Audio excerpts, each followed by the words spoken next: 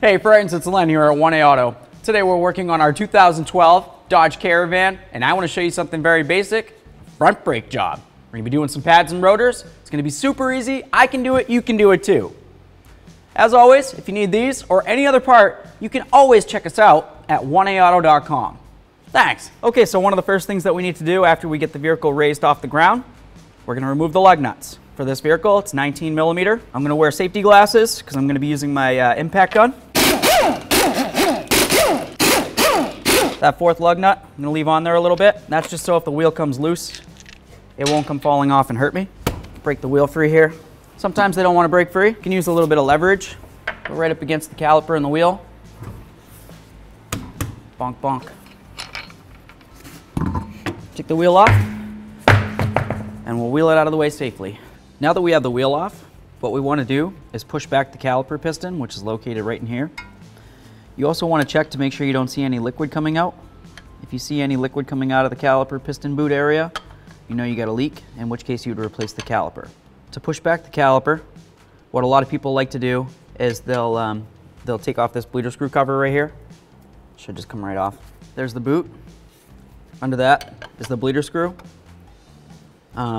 We'll say it's your prerogative if you want to open that up. If you open it up, brake fluid will come out. So you need to have a collection bucket, hand protection, eye protection. While it's open, that would be where you would go ahead and take your small pry bar and try to push back the caliper simply by going like this. I'm going to go right between the caliper and the pad, and I'm going to pry, and as I do that, it's going to push this piston in. Just like this. It's a good idea to do it nice and slow.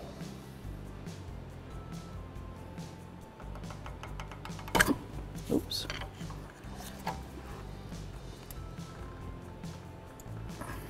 All right, so the caliper can move around. You can see that the piston's moved quite a bit away from the pad. If you're not sure if it's all the way back, just come from this side now. Give it a nice little push. That piston's definitely in now. We can move on to the next step. So this right here is the caliper slider. It's kind of like a smooth bolt that just kind of rides inside here, and that makes it so your caliper can move around. What you need to do is take this bolt out, and that just screws into this area right here. Okay? So we're just going to use our 13 millimeter on this bolt on the back side, and then I'm going to hold this with some pliers and take out this bolt. I'll leave it in a few threads, and then I'm going to go ahead and remove this one completely, and then we'll remove the other one completely. Break this free.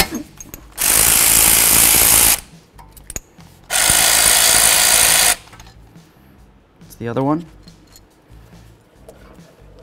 There's the pair. They both look the same. They have some thread locker on them, so it would be a good idea to clean that off, and then I would leave it up to you if you wanted to reuse more thread locker. Now we can take the caliper. We have a much better idea of what's going on with it at this point. You can see all the way around the boot. There's no fluid coming out, in which case you do not need to replace this caliper as long as the piston did push back. We'll set this aside and we can move along. Okay, so we have our bracket. Get our pads right here. Let's get our old pads out of there. This right here is the wear indicator. It's letting us know that our pads are pretty much worn to the very minimal. So we'll set this aside. Use it actually for getting this pad out of here first. So there we are. Here's our front pads. As you can tell, these are garbage. We got our bracket with our sliders. We're going to take off these bracket bolts right here. If you're using an air gun at all, make sure you're wearing safety glasses.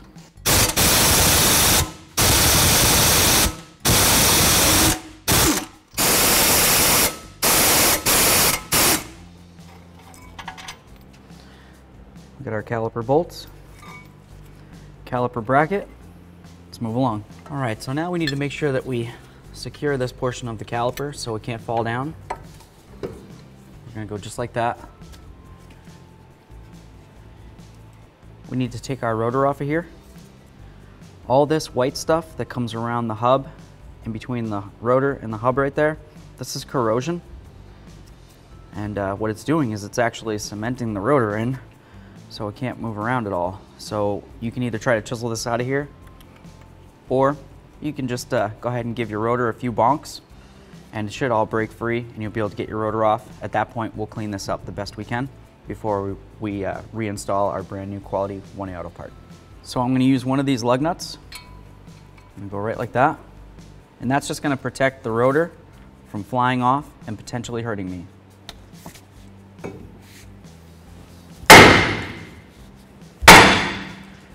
There we are.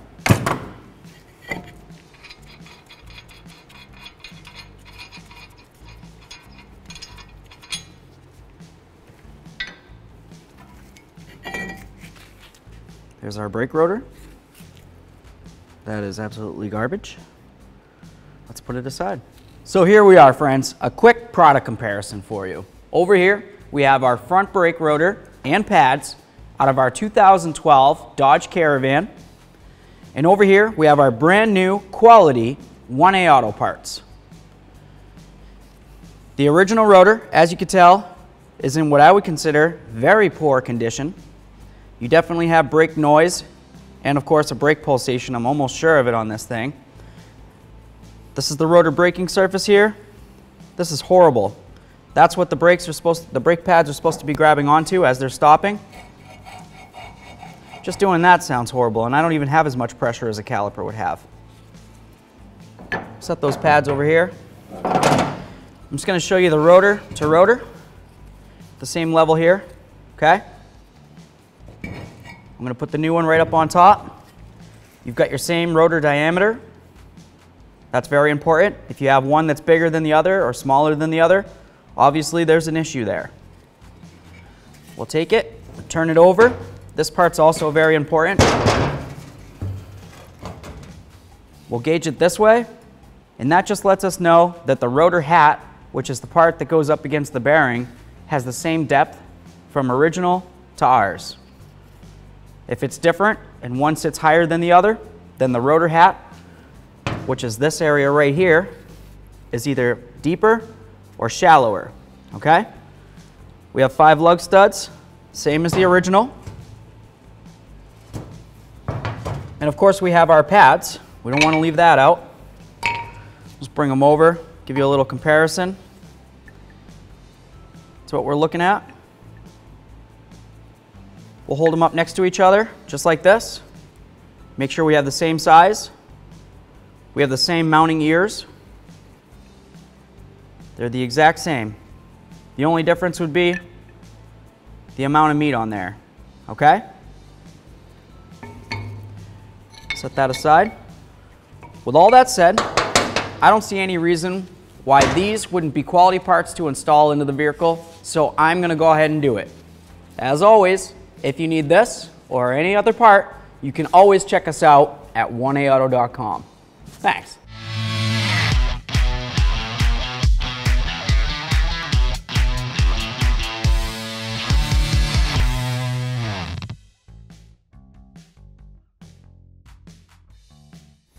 Okay, so now that we've got the rotor off, we got a clear view of our wheel bearing here. This is the hub. The areas that you can see that are kind of dark and discolored, that's the area that reaches up against your rotor, and it's the mounting spot that your rotor goes up against. We need to make sure that that's nice and clean.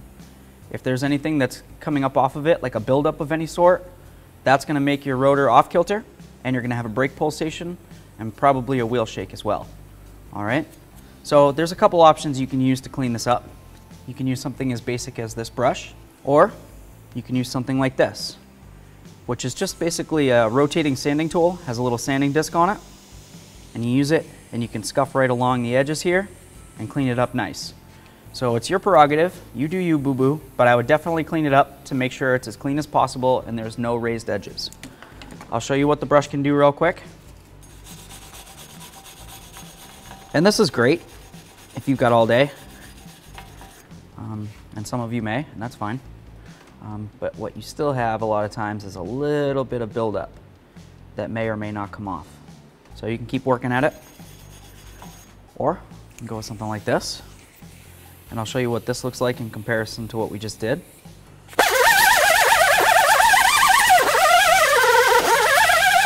So in the same or less amount of time, I already did all this coming around here. And as you can tell, this is much cleaner than this area up here. So you decide, you make your choice, okay? You do you, boo-boo. I will say that you are gonna need a wire brush either way to get in between here, okay? In between the lug stud and the bearing, because this just doesn't get in there, all right? So I'm gonna continue with this for now, and then we'll use the wire brush for only what we need it for.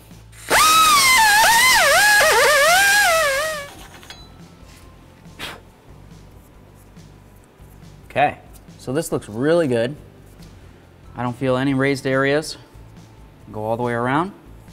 I'd say we're clear to move ahead to the next step. I'm gonna use a little bit of copper never sees along the mounting area where the rotor's gonna go onto the bearing or the hub. There we are. Just put some on there. Doesn't need to be perfect. If you miss a couple spots, it's okay. This is gonna kind of smush in there and it'll do what it needs to do. And this is just gonna help keep moisture off of there, keep it from building up rust and everything. All right, so we have our brand new quality 1A Auto rotor here. I'm just gonna put it right on there like that. Now's a great time to grab a lug nut. We're just gonna put it on, and we don't need to tighten it up with an air gun or torque it down or anything like that, because it's gonna be coming back off shortly. But the reason for doing this is just so the rotor doesn't move around, and we don't risk anything falling in between the rotor and the hub that's behind it. If we get something behind there, then that's gonna cause an issue. Like I said before about having raised areas, the rotor's gonna be off kilter, have a brake pulsation, probably have a wheel shake as well. Something as simple as a lug nut, just throw it on there. Let's continue. Okay, so now it's time to go ahead and clean up this bracket. We have a couple things we need to pay attention to here. You have your sliders. These need to be able to move in and out without any resistance. So what we're gonna do, take them right out. You can take the boot right off, just like that. We'll set it to its corresponding side. The reason for setting it to one side or the other is just so we can remember which side they go on. A lot of times on these sliders, what you'll notice, and this doesn't appear to be one of them, but just to state, you'll notice there'll be like a rubber on one of the slider pins. So that needs to go into the right hole, okay? If you try to put it into the wrong side, it's gonna cause an issue. What we'll do with these sliders is we'll clean them off the best we can.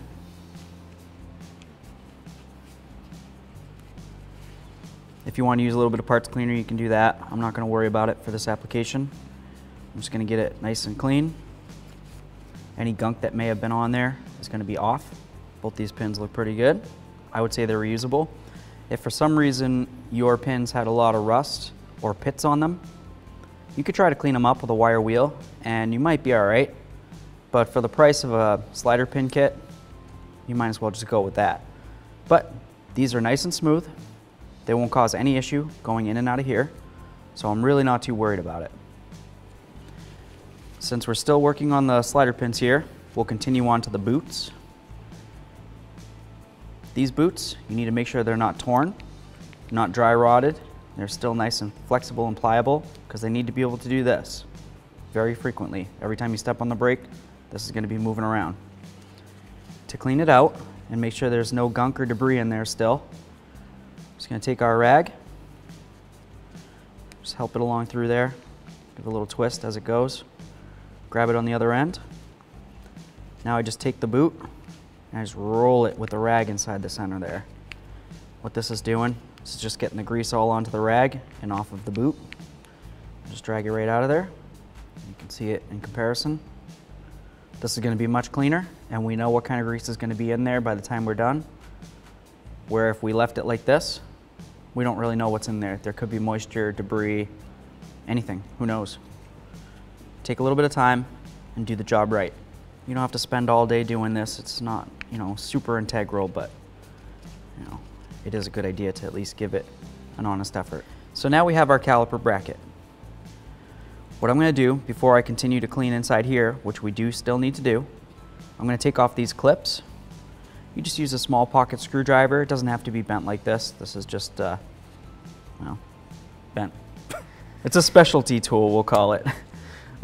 So you just take off these clips and you pay attention to which way they come off. You've got a little hooky-doo here, okay? And you got a nice flat area. The hooky-doo goes on the outside, away from where the rotor would be. If you put it the wrong way, and it's coming this way, this is going to hit up against your rotor, and you'll know right as soon as you start driving. It's going to make a lot of noise for you, and you're going to know what's going on. Also, something to pay attention to is along this lip right here, there's a flat area, and that's going to ride right along the flat area of the caliper bracket, just like this. So if for some reason you ended up having it upside down or on the wrong side, that flat area will be on the wrong side, and you'll know, okay? If you can't remember which way it goes for some reason, you can just set them up so you can. For me personally, I'm really not too worried about it, and I'll re-explain to you all that as we go to install our new tins. So we have our tins off of there. We have our metal for the bracket. We need to make sure we clean this up. To do that, you can use something as simple as a small wire brush. Obviously the bigger one for the hub braking surface is too big, so we'll just go with a smaller one. And you just kind of go like this.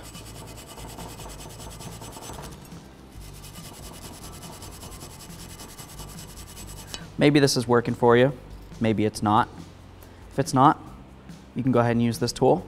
We used it before, available at 1aauto.com. Just hook it up to some air, give it a little, sand it down. It's gonna look nice and pretty by the time you're done. For this application, I'm just gonna continue with the brush. You'll notice I got it all clean nice in here, along this edge, and of course this edge up here, okay? I did the same to all of these. And you could do that, like I said, with something like this, or this tool right here. You do you, boo-boo. Now that we have all those clean, we're gonna clean the holes where the sliders are supposed to go. To do that, we're gonna use something as simple as a catch bucket and a little bit of parts cleaner. Nothing special, okay? Bring it over the bucket. We've got our eye protection, our hand protection. Both are super important. I want to keep my eyes for a long, long time. Hopefully for my whole life, really. I mean, I'm going to go ahead and spray in a little bit of this. As we spray stuff in, there's going to be fluid that's going to want to come out because we're forcing fluid and air in, so it's going to all want to try to come out as well.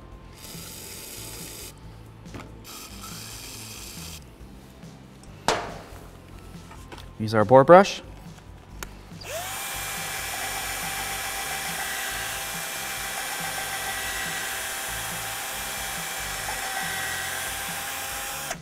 Same with the other one.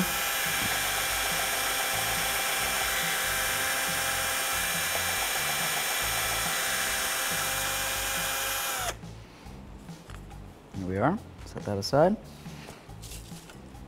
Dump that crud out of there. I'm going to hit it again.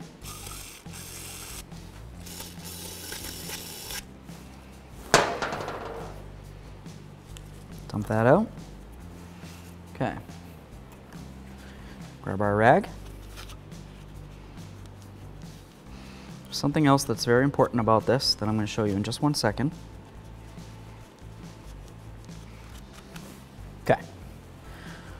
Get this bucket out of here so I'm not breathing it anymore. Come back over to our nice pad. Along the caliper bracket, where the slider goes in, there's a little edge right here. All right. A lot of times what will happen is moisture will get in between the boot and right here, and it'll get all rusted and flaking. If that's the case, you need to go ahead and clean it off.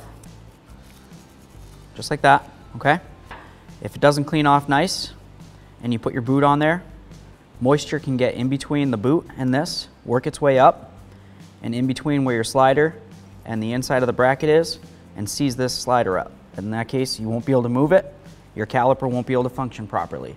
That's going to become a major issue for you. You'll have overheating brakes, probably a brake pull, and I'm sure a pulsation at some point. So make sure that that's clean.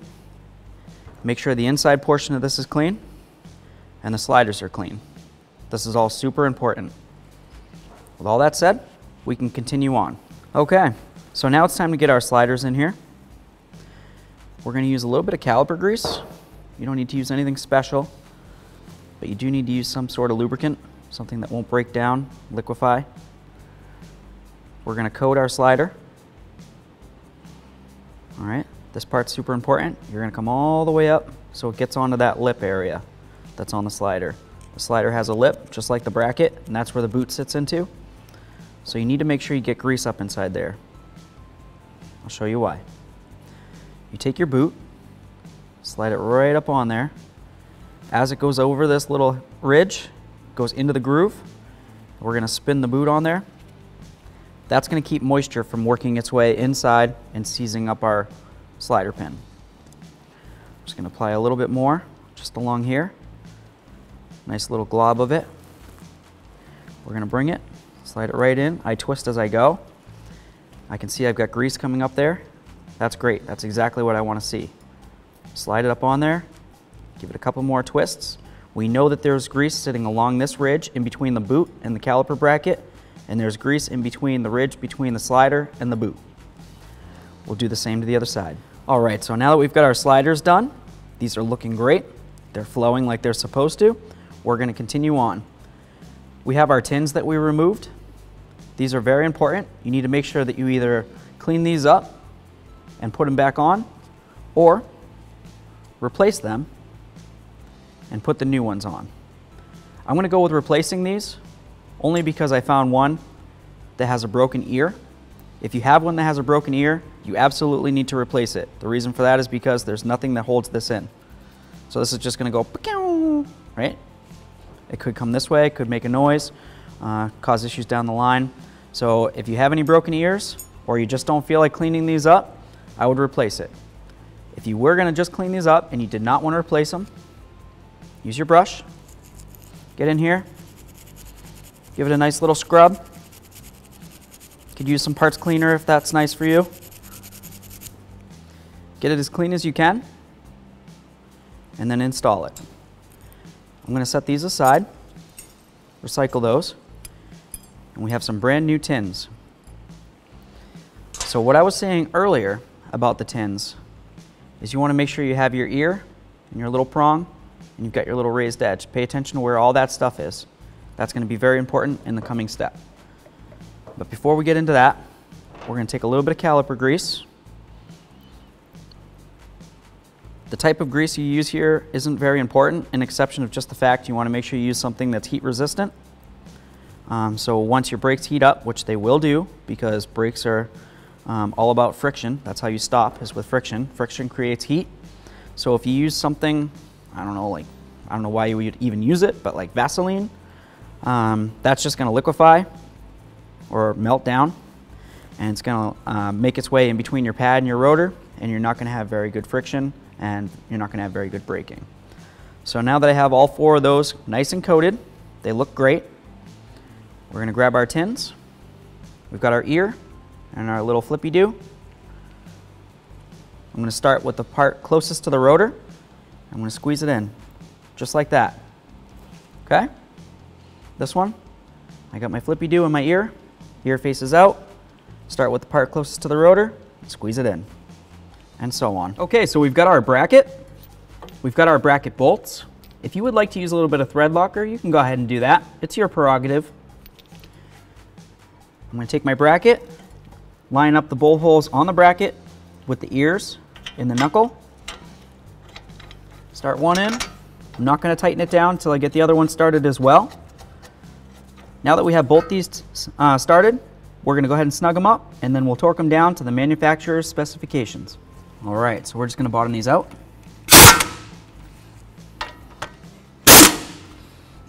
Now we'll torque these down. We're going to go 126 foot-pounds with our 1/2-inch torque wrench and our 21mm socket. This torque wrench is available at 1aauto.com, by the way. It's a very good torque wrench. Both of those are tight. If you felt like you needed to go back and do them again, you can.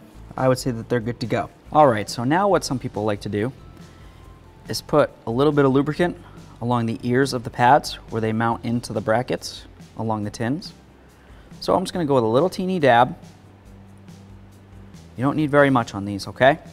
Last thing we want is any grease getting on the friction material, whether it's the pad or the rotor. Now that we've got a thin amount of lubricant on all ears, we can install these into the bracket. One of the pads will have a brake wear indicator, or you can call it a squealer.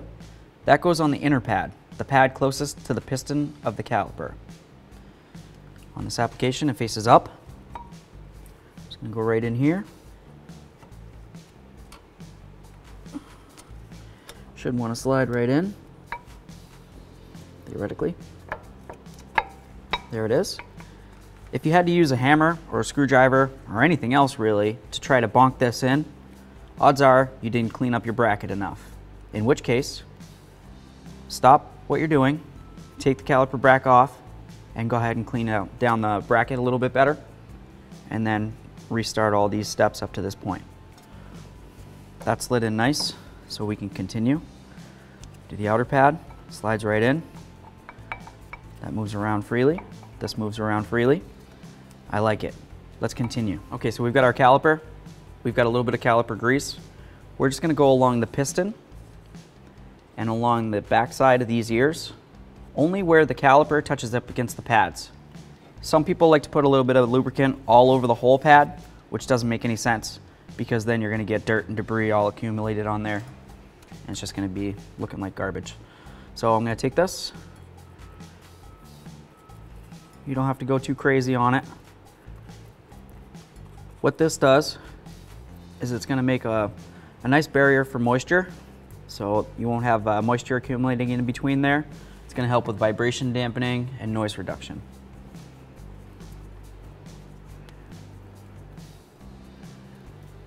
Put our caliper up on here. If it doesn't want to go past the slider, no problem. Give it a little push, slide it over. We're gonna grab our caliper bolts right here. If you want to use a little bit of thread locker, it's up to you. It's your prerogative. Gotta get that one on there. There it is. That's much better. We'll bottom these out and then we'll torque them down. I'm gonna use my 13mm. Bottom this out. If you notice while you're trying to turn this in, the slider's spinning at the same time, you could just try to hold it. If you can't hold it by finger, just grab your pliers. Let's go ahead and torque these down to manufacturer specifications, which would be 26 foot-pounds. All right, just gonna hit them one more time.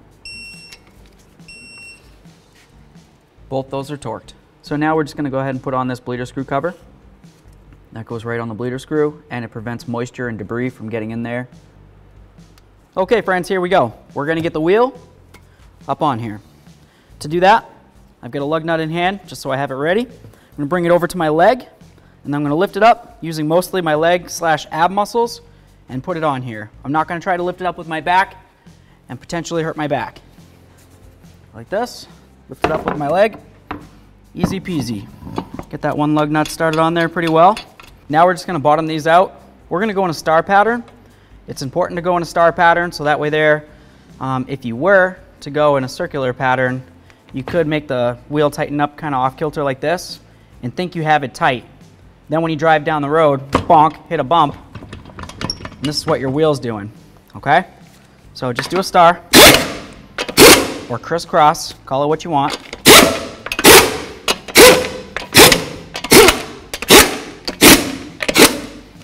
There we are. Now we'll torque those down to manufacturer specifications. We're gonna use our 19mm with our torque wrench, 100 foot-pounds. If you want to, you can go around again. There we are, easy peasy. Thanks for watching. Visit 1AAuto.com for quality auto parts shipped to your door, the place for DIY auto repair. And if you enjoyed this video, please click the subscribe button.